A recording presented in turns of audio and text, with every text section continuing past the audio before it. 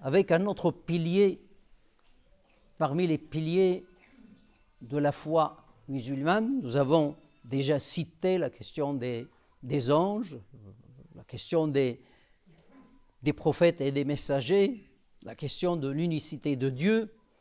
Il nous reste à parler des messages. L'obligation de croire en les anges et les messagers conduit automatiquement à l'obligation de croire aux messages. Parce que les messagers, il y a deux sortes. Il y a les anges qui sont du côté le plus haut, et il y a les messagers, les prophètes qui sont du côté plus bas. La révélation passe par les anges qui ramènent la révélation entre les mains des messagers humains qui la délivrent, qui la prêchent à l'humanité. Donc, c'est la logique de cette croyance. C'est quoi un message? On peut l'appeler livre. Dans le Coran, il y a les deux, les messagers, les messages et les livres qui vous ont précédés. Ils contiennent l'enseignement, l'information à propos de la croyance. Il y a un discours permanent sur Dieu, subhanahu wa ta'ala, sur ses attributs, sur ce qu'on doit à Dieu, ce qui est digne de Dieu, ce qui ne l'est pas. Il y a aussi un discours sur les cultes, un discours sur la morale, et puis un discours sur les dispositions concernant ce qui est licite, ce qui est illicite, etc. Grosso modo, c'est le contenu de chaque message.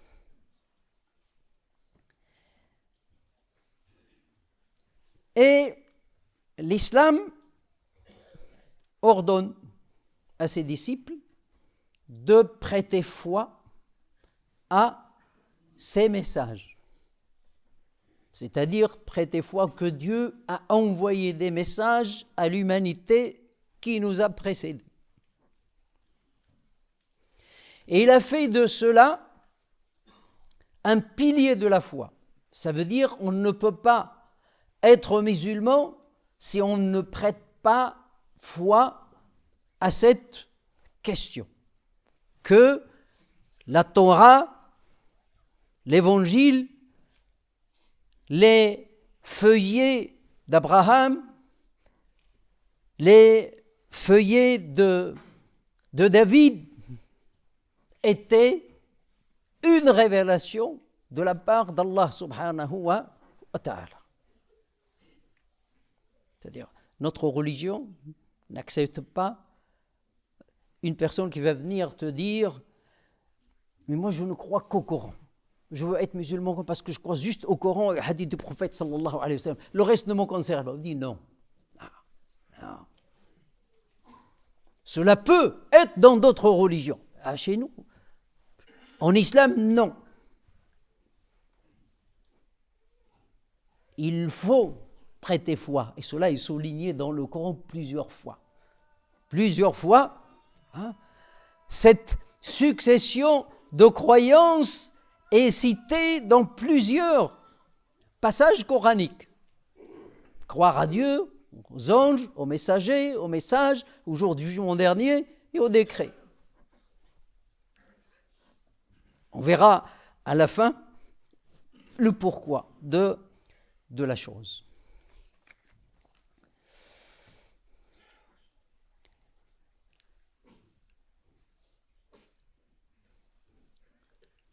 Le message de l'islam étant un message parmi d'autres, il a la spécificité d'être le dernier des messages, comme Mohammed était le dernier des messagers.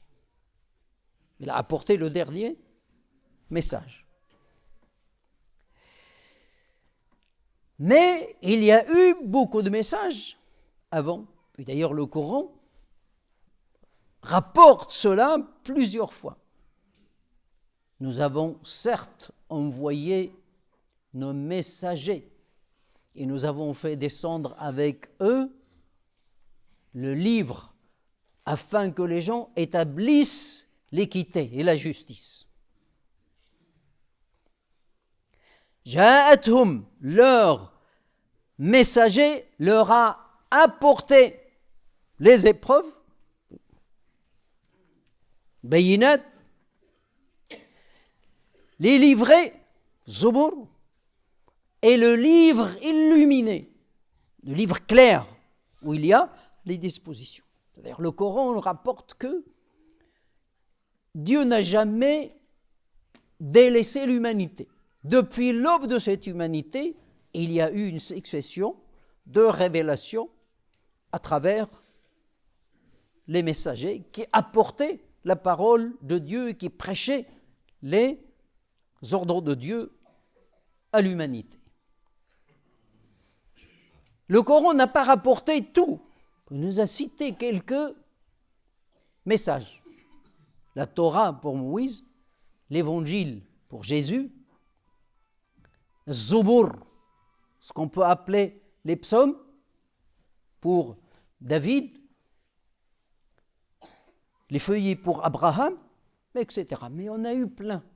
Il n'a cité que quelques-uns. Il a cité, en quelque sorte, les livres dont il restait des traditions attachées à ces livres.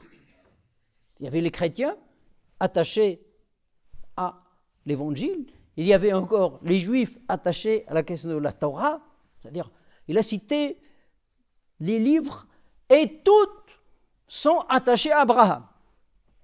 Toutes se réclament d'Abraham. C'est pour cela qu'il a parlé de Suhuf Ibrahim, les feuillets d'Ibrahim. Il a parlé donc de la révélation. Moïse a parlé de la révélation à Jésus.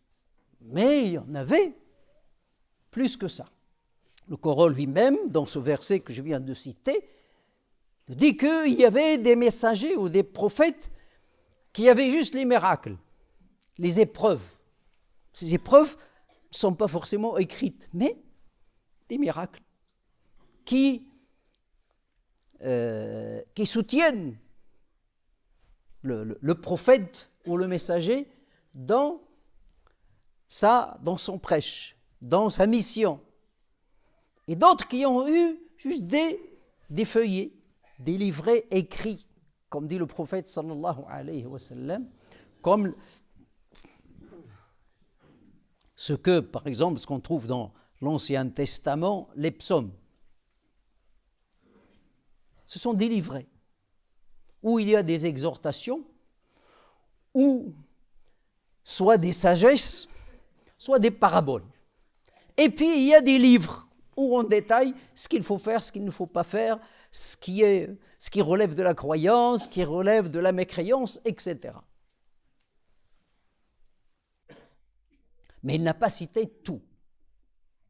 Il a cité l'essentiel qui restait à l'époque de la révélation coranique.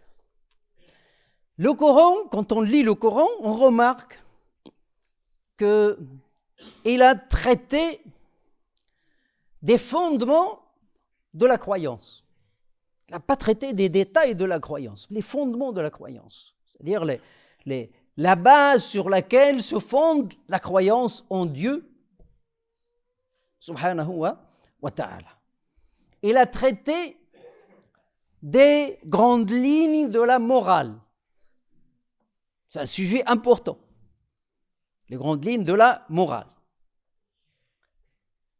Et puis, il a juste souligné ou recommandé, dans la plupart du temps, il a fait des recommandations concernant les transactions, tout ce qui relève du relationnel, parce que c'est un domaine qui est appelé à évoluer, qui peut changer selon les époques et selon la nature de l'époque et selon les dispositions de l'humanité qui traverse des moments qui ne sont pas forcément les mêmes et qui traverse une histoire qui n'est pas forcément les mêmes.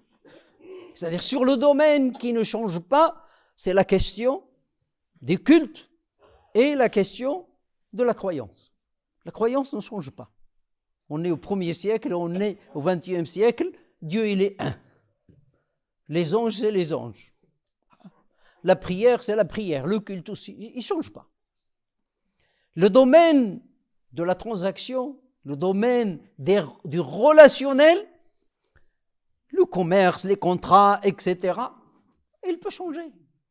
C'est-à-dire, il peut changer selon les coutumes et selon les mœurs des sociétés. Donc, il a donné juste des grandes lignes. Il faut que vous soyez juste quand vous traitez dans le commerce. Il ne faut pas mentir, c'est ça.